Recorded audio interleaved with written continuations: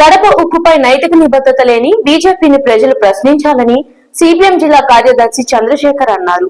కడప జిల్లా ప్రొద్దుటూరులోని సిపిఎం కార్యాలయంలో విలేకరుల సమావేశంలో చంద్రశేఖర్ మాట్లాడుతూ కడప ఉక్కుపై సామాజిక చైతన్యం లక్ష్యంగా సిపిఎం ఉద్యమం చేపట్టిందన్నారు.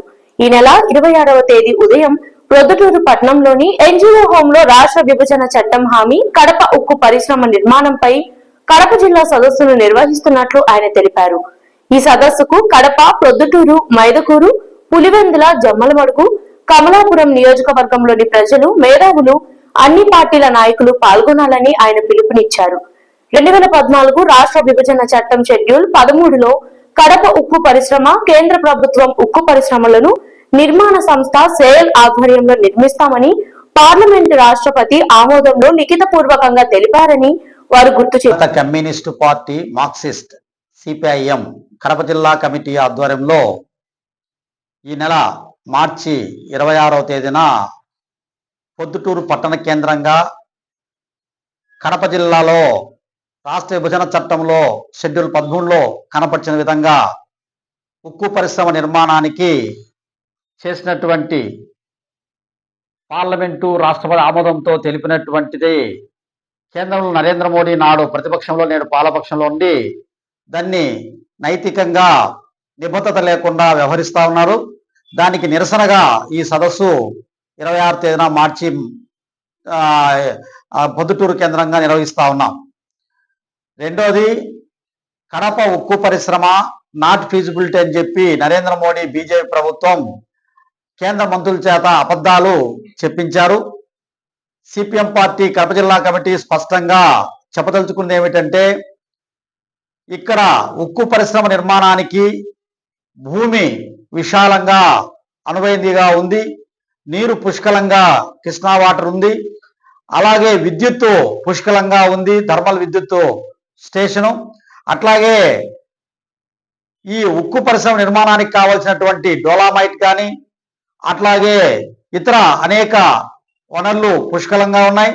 అట్లాగే ఇనప ఖనిజం సంబంధించి ఈరోజు 180 కిలోమీటర్ల దూరంలో బళ్ళారిలో గ్రేడ్ 1 ఇనుప ఖనిజం దొరుకుతా ఉంది. అలాగే మదనపల్లె, బయ్యారపు, అలాగే అనంతపురము, అనేక చోట్ల కర్నూలు జిల్లాల్లో సెకండ్ గ్రేడ్ ఇనుప ఖనిజం దొరుకుతా ఉంది. కడప జిల్లాలో పెళ్లిమరిలో ఇనుప ఖనిజం దొరుకుతా ఉంది. కాబట్టి అన్ని రకాలుగా అనువైనటువంటి ఉక్కు పరిశ్రమ నిర్మాణానికి కడప జిల్లా అనేటువంటిది ముందుగా కేంద్రంలో ఉన్నటువంటి గత కాంగ్రెస్ ప్రభుత్వం పార్లమెంటులో చర్చించే ఇక నిర్మాణం చేయదలుచుకునింది.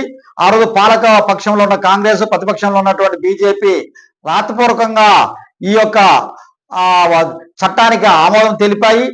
రాష్ట్రంలో ఉన్నటువంటి ఆ రోజు నాయకులుగా ఉన్నటువంటి వెంకయ్య నాయుడు, చంద్రబాబు నాయుడు, జగన్మోహన్ రెడ్డి కూడా రాతపూర్వకంగా దీన్ని ఆమోదించారు.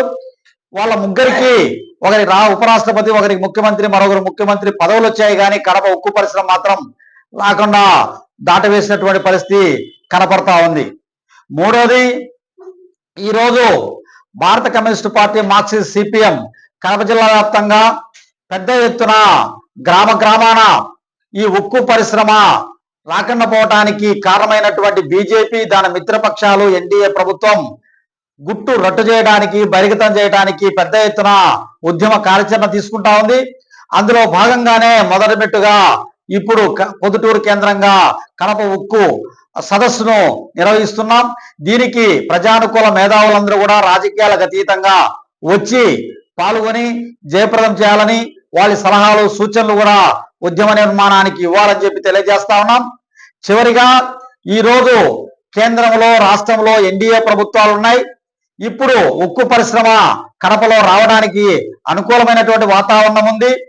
అలా రావడానికి గతంలో విశాఖ ఉక్కు కోసం ప్రతిపక్షంగా ఉన్నటువంటి తరిమల నాగిరెడ్డి, ఎమ్మెల్యేలు, ఎంపీలందరూ రాజీనామా చేసి విశాఖ ఉక్కును సాధించారు. ఇప్పుడు జగన్మోహన్ రెడ్డి ఆయన ఎమ్మెల్యేలు, ఎంపీలు రాజీనామాలు సమర్పించి కడప ఉక్కును సాధించాలని చెప్పి సిపిఎం పార్టీ కడప జిల్లా కమిటీ డిమాండ్ చేస్తా ఉంది. కాబట్టి ఈ ప్రజా యొక్క సమస్యను, ఈ రాయలసీమ నడిబొట్టినటువంటి కడప జిల్లాలో భారీ ఉక్కు పరిశ్రమ నిర్మించాలని చెప్పి మేము కోరుతా ఉన్నాం. అట్లాగే రాయలసీమలో ఉన్నటువంటి యువతి యువకులకు ఉద్యోగ అవకాశాల కోసం ఇది ఉక్కు పరిశ్రమ నిర్మాణం కావాలని చెప్పి మేము కోరుతా ఉన్నాం. దీనికి ఈ రాయలసీమలో ఉన్నటువంటి యువతి యువకులందరూ కూడా ఎర్రజెండాను తీసుకొని గ్రామ గ్రామాన కదిలి ఈ రోజు ఉక్కు ఉద్యమాన్ని ముందుకు తీసుకుపోవాలని చెప్పి మేము నేటి యువతి యువకులందరికీ కూడా మేము అప్పీల్ చేస్తా ఉన్నాం. వారందరూ కూడా మేము చేసేటువంటి ఉద్యమానికి చేదోడు ఓదోడుగా వచ్చి నిలబడతారని చెప్పి ఆశిస్తా ఉన్నాం.